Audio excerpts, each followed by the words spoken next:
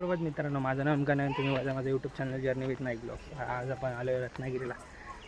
गणपतीपुळेचा last blog झालेला. आपण last ब्लॉगमध्ये आपण हे प्राचीन कोकण एक्सप्लोअर नव्हतं गेलं, तर आज आपण एक्सप्लोअर करतो प्राचीन कोकण. बघा, पूर्वजांनी विविध वनस्पती आणि प्राणी यांना देवत्व बहाल करून त्यांच्याविषयी कृतज्ञता व्यक्त केली. पूर्वी प्रत्येक गावात राखीव जंगल असते, त्याला देवराई असे म्हणतात. त्यातील वनस्पती किंवा प्राणी यांची हत्या केल्याचे पाप समजले जाते. विविध धार्मिक ग्रंथांचा अभ्यास करून आम्ही इथे एक नक्षत्र बाग तयार केली. प्रत्येकाच्या जन्म नक्षत्रानुसार एक वृक्ष हा आराध्य वृक्ष म्हणून मानला जातो आणि त्याची पूजा अर्चा केल्यास त्या व्यक्तीला धन, सौख्य आणि आरोग्य प्राप्त होतं. प्रत्येकाच्या जन्म नक्षत्रानुसार इथे आम्ही बोर्ड लावलाय. एक्झिट करताना तुम्ही तो बोर्ड पाहू शकता. शिलालेखावर लिहिलेली कविता कवी साहित्य संमेलनामध्ये या कवितेला कोकणाची प्रातिनिधिक कविता म्हणून स्वीकारण्यात आली. कवितेमध्ये कवीने कोकणच्या निसर्ग सौंदर्याचे सुंदर वर्णन केले. हिरवे तळ कोकण, सह्याद्रीच्या तळी शोभते हिरवे तळ कोकण, राष्ट्रदेवीचे निसर्ग निर्मित केवळ नंदनवन. या कवितेमध्ये नंदनवन हा शब्द आला. नंदनवन या शब्दाचा अर्थ आहे स्वर्गातील इंद्राची बाग. ती जितकी सुंदर आहे तितकेच आपले कोकणही सुंदर आहे. ही गुहा काळाचे प्रतीक आहे. गुहेच्या अलीकडे आहे वर्तमान काळ आणि पलीकडे आहे 500 वर्षापूर्वीचा भूतकाळ. इथून पुढे पाहणार आहोत की 500 वर्षापूर्वीची कोकणी माणसं कशी राहत होती, त्यांची समाज रचना, ग्रामरचना, खाद्य संस्कृती आणि परंपरा कशा होत्या. गुहेतून येताना सर्वांनी वाकून दे.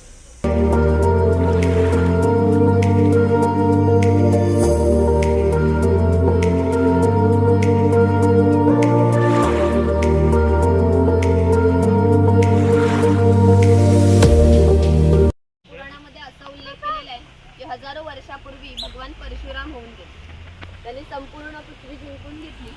जिंकून घेतलेली सर्व पृथ्वी त्यांनी दान केली. दान केलेली कोणतीही गोष्ट आपण स्वतःसाठी वापरत नाही, परंतु त्यांना राहण्यासाठी भूमी आवश्यक होती. आपण ज्या ठिकाणी उभे आहोत त्या ठिकाणी हजारो वर्षापूर्वी समुद्र होता. त्याच्याशी त्याने युद्ध केले आणि त्याला 40 ते 50 किलोमीटर पाठीमागे ढकलले आणि या सुंदर कोकण प्रदेशाची निर्मिती केली. म्हणून या कोकण प्रदेशाला परशुराम भूमी असे म्हणतात. हे सारे कोकण दऱ्याखोऱ्यांनी वेढलेले. सूर्याची किरणे जमिनीपर्यंत पोहोचू शकत नाही एवढी दाट अरण्ये, वाघ, अस्वल, गवेरेडे यासारखी जंगली श्वापदे, 200 ते 250 प्रकारच्या औषधी वनस्पती, शेकडो प्रकारचे मासे, दुर्मिळ कासवे, सुसर, मगर यासारखे प्राणी येथे पाहायला मिळतात. तसेच कोकणामध्ये लाल रंगाचा जांभा नावाचा दगड मिळतो. जांभ्या दगडाचा हा जो पक्का रोड बनला याला पाखाडी मिळते. पाखाडी 400 वर्षापूर्वी बांधलेली, तेव्हा ती गणपतीच्या देवळापर्यंत होती. काळाच्या ओघात नष्ट झाली. आज फक्त ती आपल्या प्राचीन कोकणमध्ये शिल्लक राहिलेली पाहायला मिळते. पूर्वी सामान्यपणे अशा पाखाड्या या ग्रामदेवतेकडे जाण्यासाठी बांधल्या जात असत. आज आपण सुद्धा या पाखाडीने प्राचीन कोकणमधील ग्रामदेवतेकडे जाणार आहोत.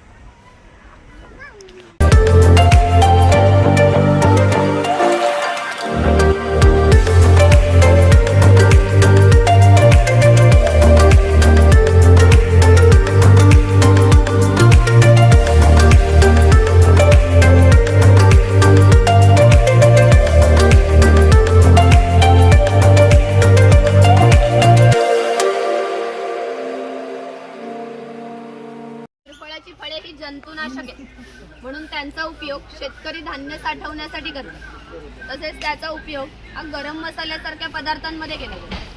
फिश करी मध्ये सुद्धा याच्या फळांचा वापर केला जातो.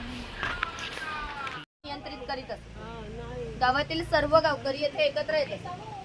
जर गावात 2 व्यक्तींची भांडणे झाली तर संपूर्ण गाव येथे एकत्र येऊन गाव प्रमुख त्यांच्यासमोर न्यायदान करीत असतात. तसेच गावातील सार्वजनिक कामे जसे की आता पाखाड्या बांधणे, लाकडी साकव बांधणे अशी कामे कोणी, कधी आणि कुठे करायची याविषयीचे निर्णय गावकरी येथे बसून घेतात. आणखी एक महत्त्वाचे वैशिष्ट्य म्हणजे जगभर अशी प्रथा आहे की प्रत्येक जाती धर्माचे लोक आपापल्या देवाकडे जातात आणि देवाचे दर्शन घेतात.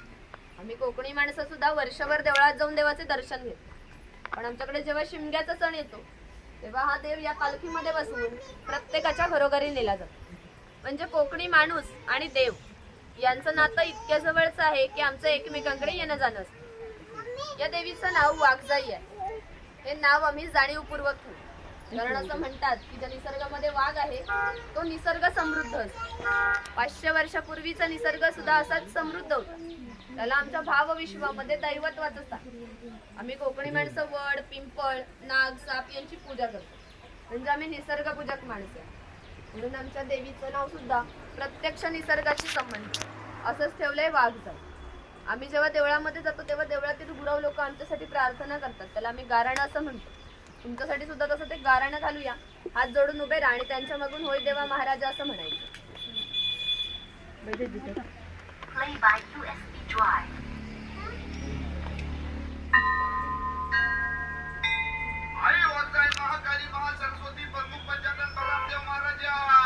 होय महाराजा.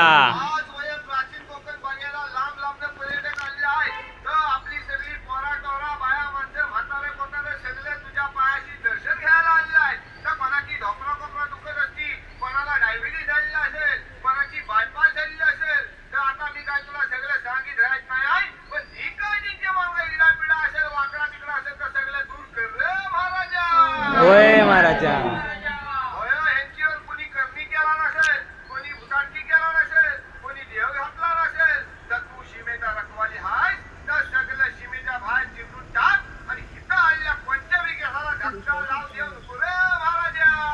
होय महाराजा.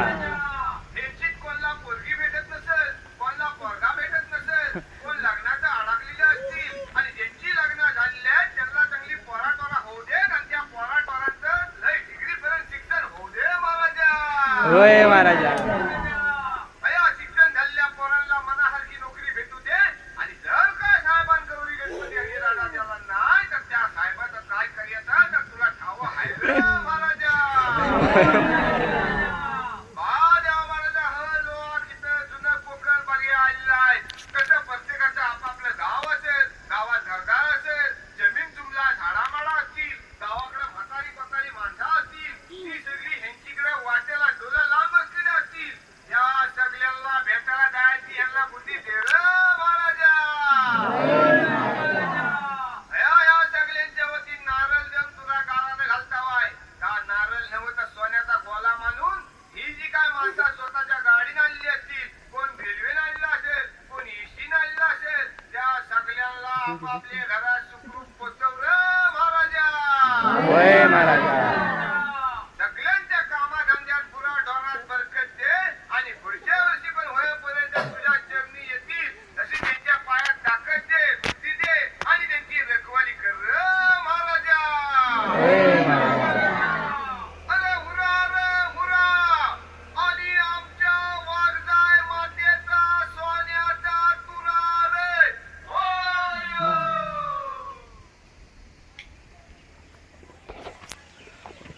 इथे काही पारंपरिक वाद्य आहे. लाकडी ढोल आहे, मातीचे 2 ताशे आहेत. ताशांचा खालील भाग हा मातीपासून बनवलेला आहे. हे ताशे 110 वर्षापूर्वीचे जुने आहेत. हे वाजवणारे कसबी असतील तर यांचा आवाज 2 ते 3 किलोमीटर पर्यंत जात असे. पूर्वी याचा वापर हा धार्मिक कार्यात तसेच संदेश वहनासाठी केला जात असे.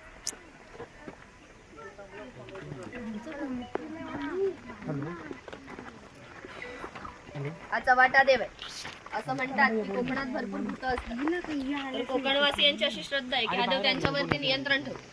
म्हणून शिमग्याच्या वेळेला याला गाऱ्हाणे घातले जातात, तसेच पशुबळी सुद्धा दिले जातात. आणि हे विरगळ आहे, वीरप्राप्ती लोकांचे प्रतीक चिन्ह मानले जाते.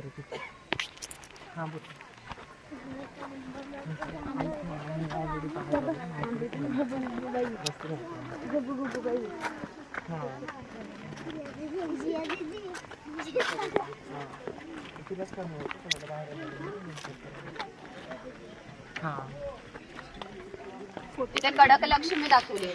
जे पोतराज लोक असतात ना, स्वतःला चापकाने मारून घेतात, ते लोक खेळ करण्यासाठी गावामध्ये येत असत, ते इथे दाखवले.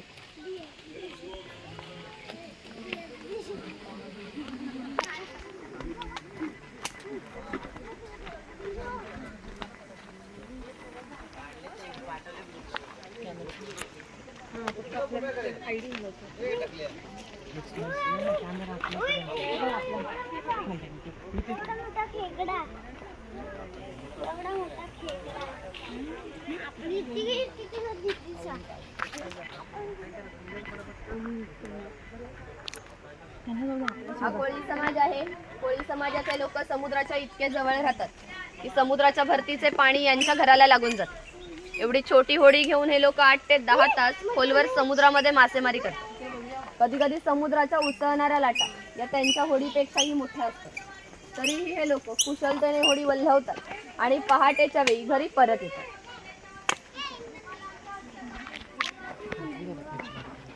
वरती हा नाभिक आहे. पूर्वी कोकणामध्ये 12 बलुतेदार पद्धती अस्तित्वात होती. म्हणजे नाभिक, सुतार, कासार हे लोकांच्या घरोघरी जाऊन सेवा पुरवत असत. त्या बदल्यात त्यांना पैसे नव्हे तर केवळ धान्य मिळत असत. म्हणजे एका नाभिकाला एका कुटुंबातील पुरुषाचे घरी जाऊन केस आणि दाढी करण्याचे वर्षभरासाठी 4 पायली म्हणजे आताचे 8 किलो धान्य मिळत असत. आणि एवढ्या अल्प मोबदल्यामध्ये हे लोक समाजाची सेवा करत असतात. आमच्या या नाभिकाविषयी आणखी थोडं मजेशीर वर्णन आमच्या लोकसाहित्यामध्ये आढळतं. असं म्हणतात की गावातील प्रत्येक गोष्ट ही नाभिकाला माहीत असते आणि नाभिकाला माहीत असलेली गोष्ट ही गावभर होती. आता तुम्ही आला ती गोष्ट ज्या अर्थी आमच्या नाभिकाला समजली त्या अर्थी ती आमच्या संपूर्ण गावाला समजली. आमचं सगळं गाव तुमच्या स्वागतासाठी उत्सुक आहे. प्रथेप्रमाणे आपण आधी खोतांच्या घरी जाऊ आणि मग गावामध्ये फेरफटका मारू.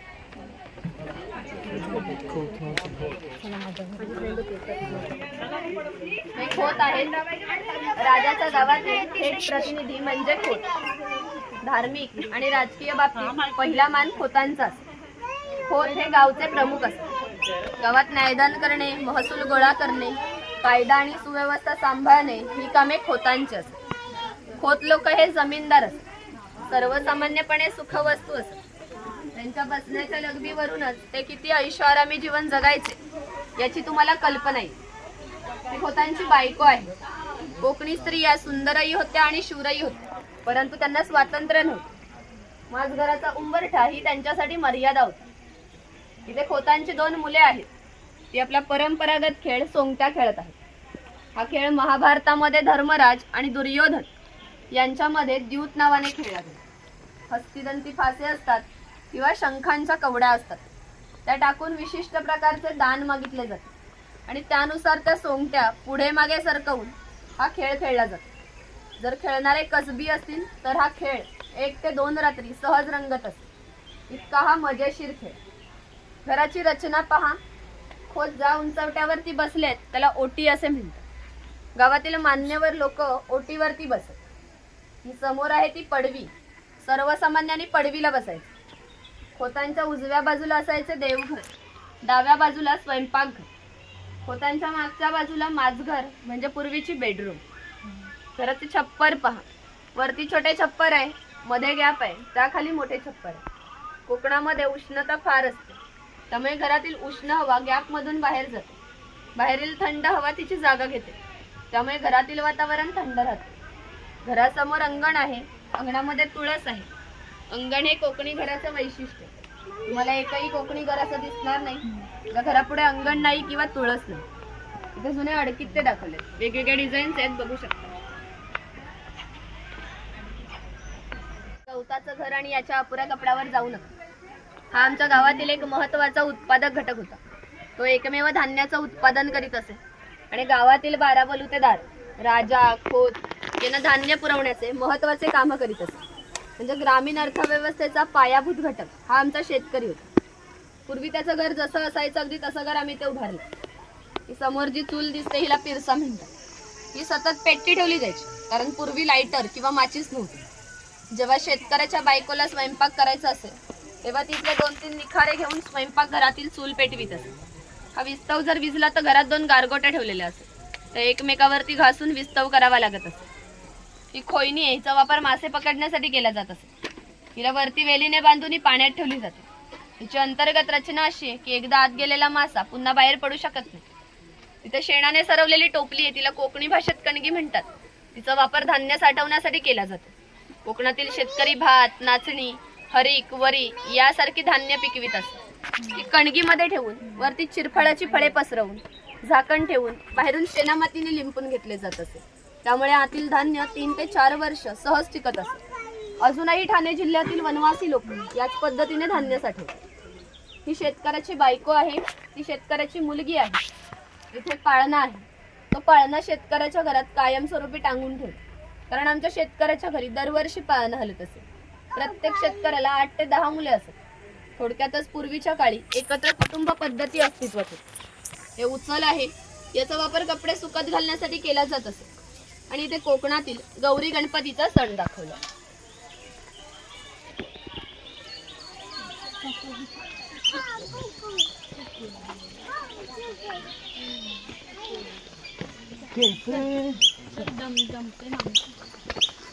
आता वरतून खाली यायचंय मग आणि अब ओला ऑफिसला चाललाय फार वाट लागणार आहे तुझी। हा कुंभार आहे, गावातील मातीशी संबंधित सर्व कामे कुंभार करीत असते। म्हणजे गणपतीचे दिवस आले की लाल मातीचे गणपती तयार करणे, उन्हाळा आला की मातीची मडकी तयार करणे, दिवाळीच्या वेळेला पणत्या तयार करून प्रत्येकाच्या घरोघरी नेऊन पोचवण्याचे काम कुंभार करीत असे। एखाद्याचं घर बांधायचं असेल तर तो त्याच्या घरी जाऊन कौले तयार करून देत असे। हे सफेद रंगाचे मडके दिसते, हे माडी काढायचे मडके। कोकणामध्ये नारळाची झाडे भरपूर प्रमाणात आहेत। त्यांना नारळ येण्यापूर्वी पोई येते, त्या पोईला आडवा काप दिला जातो। बाजूने विशिष्ट प्रकारचा झाडपाला लावला जातो, तो पाला आतील माडी शोषून घेतो आणि थेंब थेंब गळणारी माडी मडके वरचेवर लावून त्यामध्ये साठवली जाते। काळाच्या ओघात 12 बलुतेदारांचे व्यवसाय हे नष्ट होत चालले, परंतु माडी काढण्याचा व्यवसाय अजूनही व्यवस्थित चालला।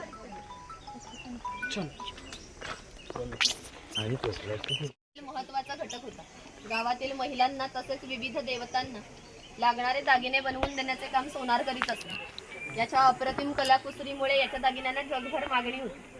शिमगा, नवरात्र आणि अन्य वेळेला ग्रामदेवतेला दागिने घालण्याचा मान हा सोनाराचा असतो।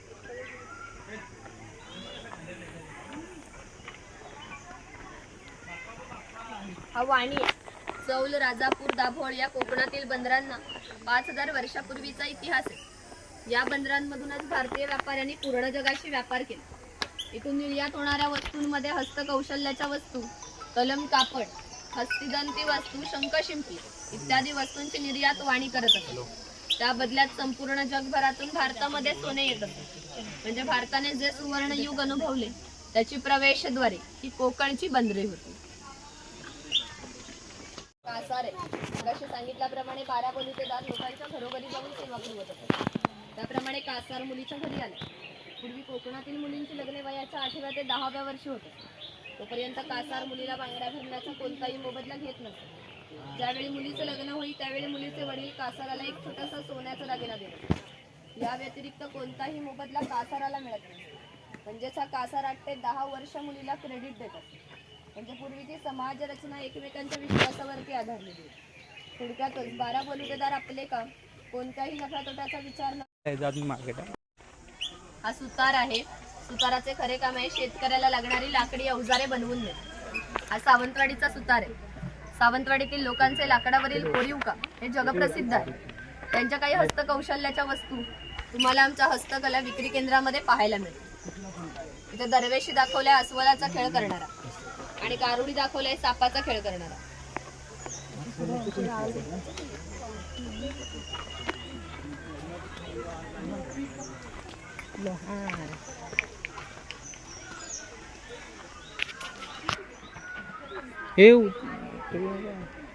हा लोहार आहे। शेतकऱ्याला लागणारी लोखंडी अवजारे बनवून देण्याचे काम लोहार करीत असते। उदाहरणार्थ कोयती, कुऱ्हाड, नांगराचे फाळ। 500 वर्षापूर्वीची कोकणाची राजकीय परिस्थिती अस्थिर होती। इथले बरेचसे लोक सैन्यामध्ये होते। त्यांना लागणाऱ्या लोखंडी ढाली आणि तलवारी बनवून देण्याचे काम लोहार करीत असत। याचे वैशिष्ट्य म्हणजे अजूनही कोकणात खोत आणि मराठा यांच्याकडे काहीशे वर्षापूर्वीच्या तलवारी आहेत। दर दसऱ्याला त्यांची पूजा केली जाते।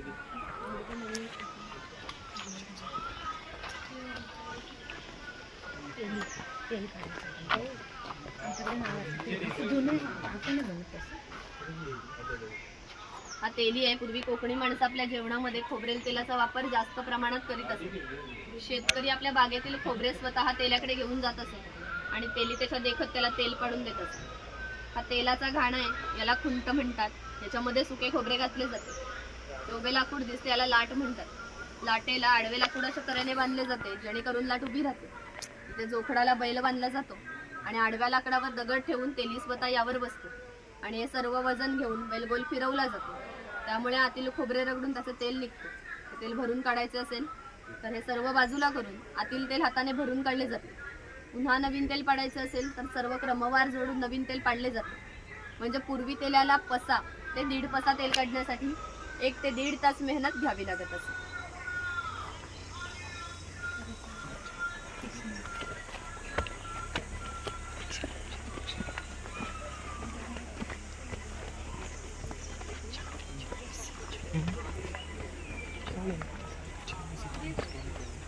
हा बुरुड आहे.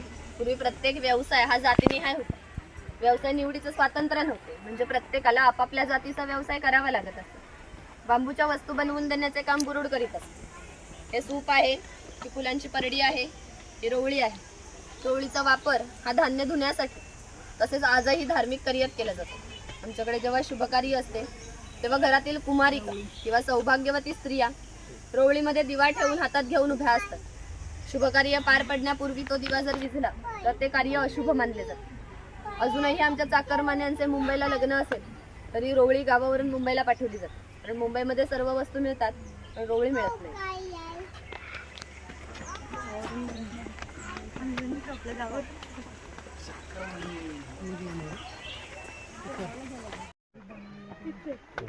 हे स्वयंपाकघर आहे. प्रत्येक समाजाची स्वतंत्र खाद्य संस्कृती असते. कोणत्याही 2 समाजाची खाद्य संस्कृती एक समान नसते.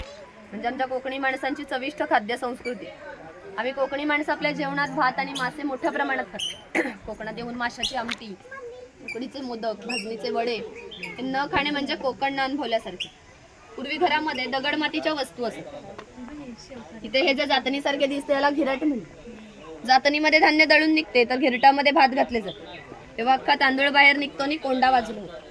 हे मोदक पात्र आहे म्हणजे पूर्वीचा कोकणी कुकर. त्याच्यामध्ये खाली पाणी घातले जाते. चाळणीवरती केळीचे पान ठेवून यावर मोदक ठेवले जातात आणि झाकण ठेवून मोदक पात्र चुलीवर ठेवले जाते. त्यामुळे आतील मोदक शिजून निघते. हे पुरण यंत्र आहे. याच्यामध्ये शिजवलेली डाळ घातली जाते आणि हे रॉड दोन्ही बाजूने उलट सुलट फिरवले जातात. त्यामुळे आतील डाळ वाटून निघते आणि त्याच्या गोड पुरणपोळ्या बनवल्या जातात. हे शेवया काढायचे लाकडी यंत्र आहे. हे शेवया काढायचे लोखंडी यंत्र. हे शेवयाचा लाकडी पाट आहे. ही चहाची किटली आहे. त्याच्या बाजूला टिफिन बॉक्स आहे. वरती पाण्याचा तांब्या, खाली 3 डबे आहेत. बाजूला 2 चमचे आहेत. टिफिन बॉक्स दोन्ही बाजूने लॉक केलेले आहे. इथे लाकडी चमचे आहेत आणि ही दगडी उखळ आहे. यामध्ये पूर्वी भाताचे पोहे मुसळाच्या सहाय्याने काढले जातात. यावरून तुमच्या लक्षात येईल की पूर्वीचे जीवन हे किती कष्टमय होते आणि हजारो वर्षे ते याच पद्धतीने जगले गेले. आई भाकरी करते.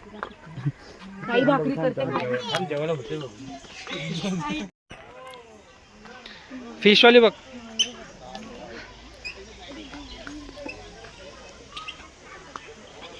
ए लवकर या.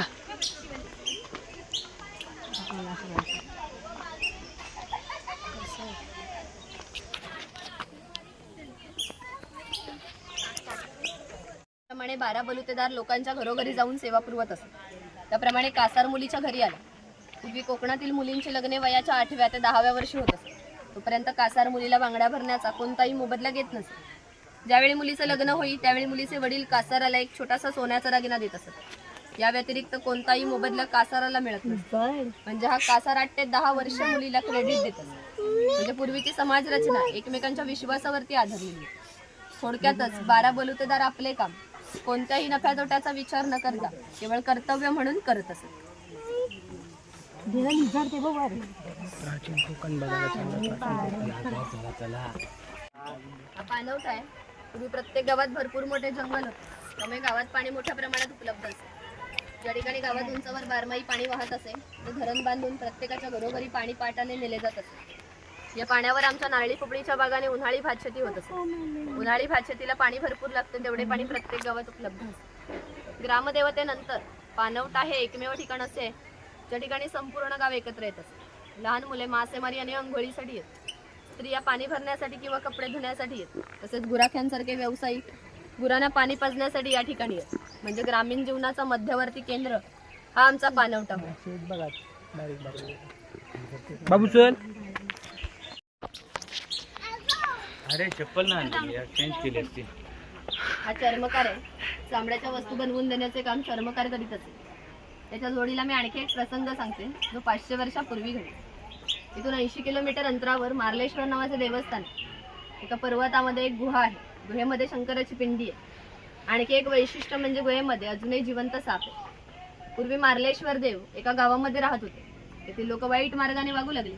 त्यामुळे शंकरांचे पावित्र्य कमी होऊ लागले. शंकरांना ते मान्य होणे शक्य नव्हते म्हणून त्यांनी गाव सोडून जाण्याचा निर्णय घेतला. मकर संक्रांतीच्या आदल्या रात्री ते गावाबाहेर पडले. गावाबाहेर चर्मकाराचे घर होते. चर्मकार गरीब होता परंतु श्रद्धाळू आणि नीतिवान होता.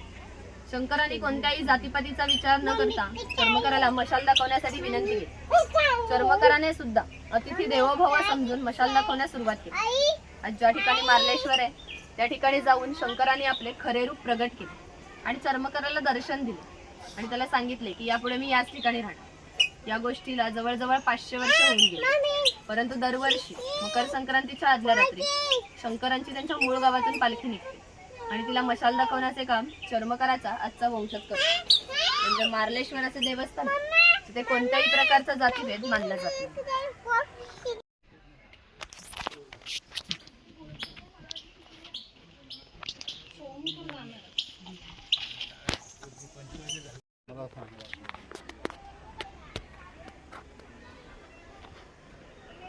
आहे ज्याच्याकडे भरपूर धन आहे. पूर्वी हा धनगर समाज इतक्या दुर्गम ठिकाणी राहत असे की तिथून त्यांचा पहिला बस स्टॉप देखील 10 ते 12 किलोमीटर अंतरावर. हे लोक ज्यावेळी गावात येत त्यावेळी यांच्या पायात चामड्याच्या वाहना, हातात घुंगराची काठी, खांद्यावर फाटकी घोंगडी या वेशभूषेमध्ये येत असत. असे असले तरी प्रत्येक धनगर हा 100 ते 125 गायी आणि 5 ते 25 म्हशींचा मालक असतो. प्रत्येक गायी म्हशीची किंमत 8 ते 10 हजारापर्यंत असते. या सर्वांची विक्री करायचे म्हटले तर याची किंमत ही काही लाखामध्ये जात असे.